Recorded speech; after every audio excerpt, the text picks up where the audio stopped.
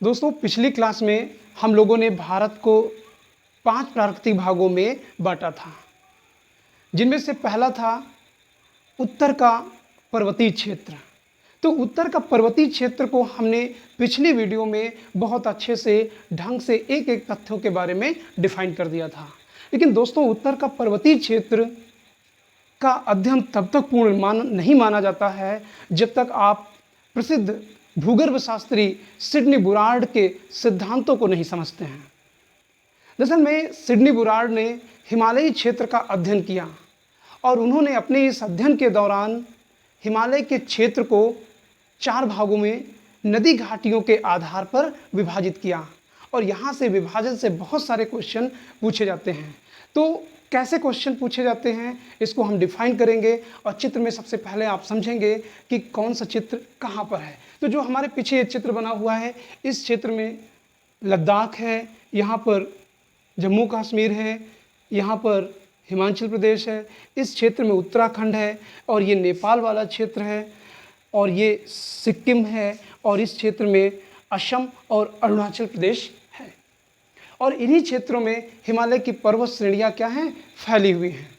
तो सिडनी बुरार्ड ने नदी घाटियों के आधार पर जब विभाजन किया तो उन्होंने सबसे पहले बताया कि उत्तर में ट्रांस हिमालय है और ट्रांस हिमालय से एक नदी निकलती है। प्रश्न पूछा जाता है कि सिंधु नदी कहाँ से निकलती है। तो सिंधु नदी ट्रांस हिमालय से निकलती है, ये ट्रांस हिमालय है और ट्रांस हिमालय से ये नदी निकलती है और लद्दाख होते हुए ये पाकिस्तान पहुंचती है और पाकिस्तान होते हुए ये अरब सागर में गिर जाती है।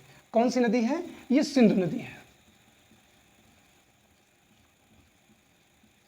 अब दोस्तों एक नदी और है जो इसी ट्रांस हिमालय से निकलती है। कौन सी? सतलज। सतलज राजस्थान के पास से ये नदी निकलती है और ऐसे करके हिमाचल प्रदेश होते हुए पंजाब, जम्मू कश्मीर और पंजाब की सीमा बनाते हुए पाकिस्तान में मिठानकोट के पास सिंधु में मिल जाती है। तो ये प्रश्न पूछा गया है कि सतलज और सिंधु नदी आपस में कहाँ पर मिलते हैं। तो ये मिठानकोट में मिलते हैं। तो मिठानकोट कहाँ पर पड़ेगा? पाकिस्तान में। तो दोस्तों इन दोनों नदियों के बीच का जो क्षेत्र है वो लगभग 560 किलोमीटर का है और इसी क्षेत्र को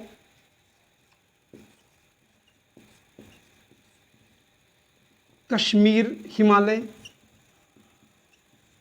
या पंजाब हिमालय भी कहा जाता है। अब इसे समझिएगा कि इस क्षेत्र को कश्मीर और पंजाब हिमालय क्यों कहा जाता है। तो इस क्षेत्र में कई सारी पर्वत श्रेणियां हैं जिनमें से लद्दाख हो गया, जास्कर हो गया और काराकोरम का भी कुछ भाग आ जाता है, पीर पंजाल का भाग आ जाता है।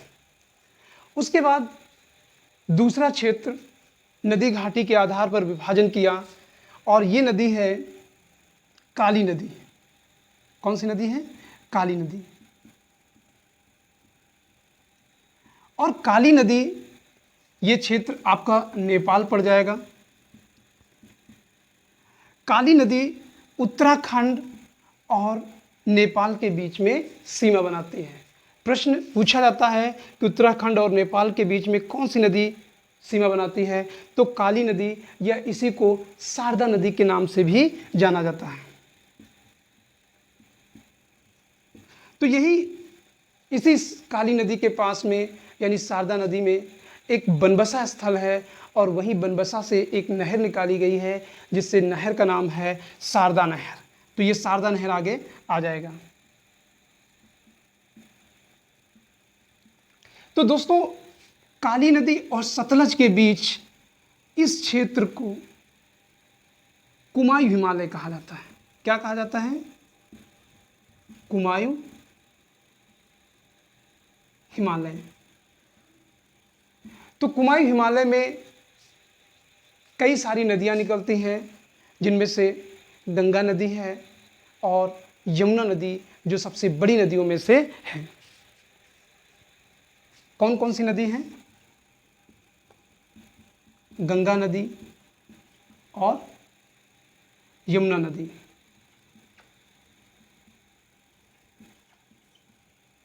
ये लगभग 320 किलोमीटर का पड़ता है और इसी क्षेत्र में कुछ पर्वत श्रेणियां हैं। नंदा है, नंदा के साथ साथ बद्रीनाथ है, केदारनाथ है, त्रिशूल है, ऐसे कई पर्वत श्रेणियां यहाँ पर पड़ जाएंगे। ये पर्वत श्रेणियां इस क्षेत्र में हम लिखे दे रहे हैं। बद्रीनाथ, दोस्तों बद्रीनाथ में पूछा जाता है प्रश्न कि बद्रीनाथ में कौन से देवता की मूर्ति है, तो बद्रीनाथ में भगवान विष्णु का है, ये ध्यान रखिएगा।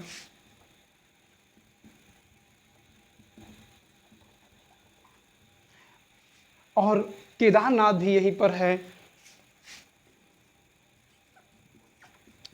केदारनाथ, तो ये पूछा जाता है केदारनाथ किस हिमालयी क्षेत्र में पड़ेगा, तो केदारनाथ कुमायूं हिमालय क्षेत्र में पड़ेगा या उत्तराखंड वाले क्षेत्र में है। उसके बाद अगली नदी है तीस्ता नदी, और तीस्ता जो है यहाँ पर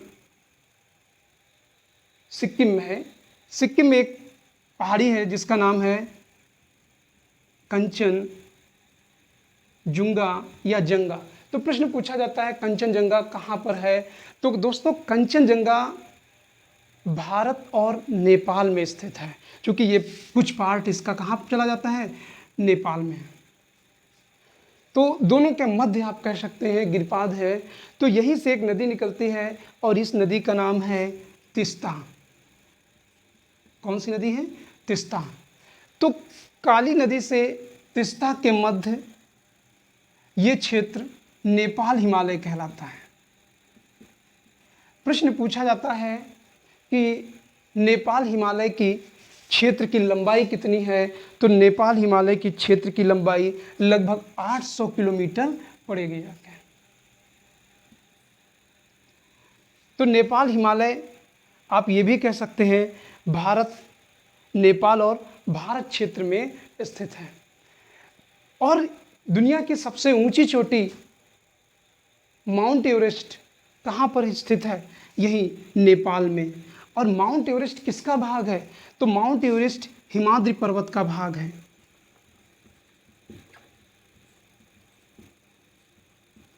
तो आप पिछले क्लास में आप देख सकते हैं कि इसके बारे में समझाया गया था और इसकी ऊंचाई 8,848। कभी कभार ये पूछा जाता है माउंट एवरेस्ट किस देश में है, तो दोस्तों अगर माउंट एवरेस्ट देखा जाए तो माउंट एवरेस्ट जो है ये नेपाल और चीन के बीच में है। तो चीन पर इसकी कुछ पर्वत की जो पाद होता है, यानी ये क्षेत्र नेपाल में स्थित है और ये क्षेत्र जो है चीन में। तो आप ये भी कह सकते हैं कि माउंट एवरेस्ट दोनों देशों के बीच में स्थित है, या मुख्यतः कहाँ पर स्थित है? नेपाल में है। तो इस तरीके से यहाँ पर क्वेश्चन पूछे जाते हैं। उसके बाद नेपाल हिमालय में कंचनजंगा, मकालू, ये कई सारे पर्वत श्रृंखलाएँ हैं। तीस्ता नदी से ब्रह्मपुत्र, दोस्तों ट्रांस हिमालय से एक नदी और निकलती है। पूछा जाता है ट्रांस हिमालय से कौन कौन सी नदी निकलती हैं, तो सिंध हो गया, सतलज हो गया, और यहीं से एक नदी निकलती है जिसका नाम है सांगपो। सांगपो का मतलब क्या होता है पूछा जाता है। सांगपो का मतलब होता है शोधक, यानी एक ऐसी नदी जो अपने जल को शुद्ध कर दे, यानी शोधन करने वाली, शोधन करने वाली। तो ये नदी ऐसे घूम के अरुणाचल प्रदेश में एक दर्रा है, इस दर्रे का नाम है यांग याप दर्रा। तो इस दर्रे से ब्रह्मपुत्र नदी यानी सांगपो अरुणाचल प्रदेश में प्रवेश कर जाती है। तो इस तरीके से तीस्ता नदी से ब्रह्मपुत्र के बीच में या सांगपो के बीच में, ये क्षेत्र कहलाता है असम हिमालय, या इसे क्या कहा जाता है, असम हिमालय। और इसकी जो लंबाई है लगभग 700 किलोमीटर में फैले हैं, 720 किलोमीटर में। कितना? 720 किलोमीटर में फैली है। और असम हिमालय में देखा जाए तो यहाँ पर कई क्षेत्र आ जाते हैं, जैसे सिक्किम हो गया,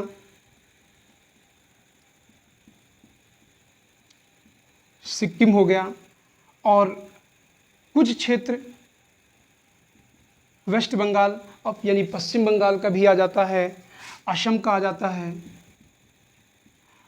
अरुणाचल प्रदेश का आ जाता है, और भूटान देश का आ जाता है। तो ये कई सारे क्षेत्र हैं। यहाँ पर ध्यान दीजिएगा, इधर हम लिखे दे रहे हैं कि असम हिमालय में कौन सा क्षेत्र आता है। तो असम हिमालय में अगर आप क्षेत्र देखेंगे तो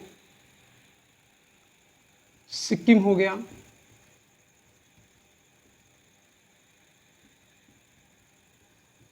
पश्चिम बंगाल हो गया, असम हो गया,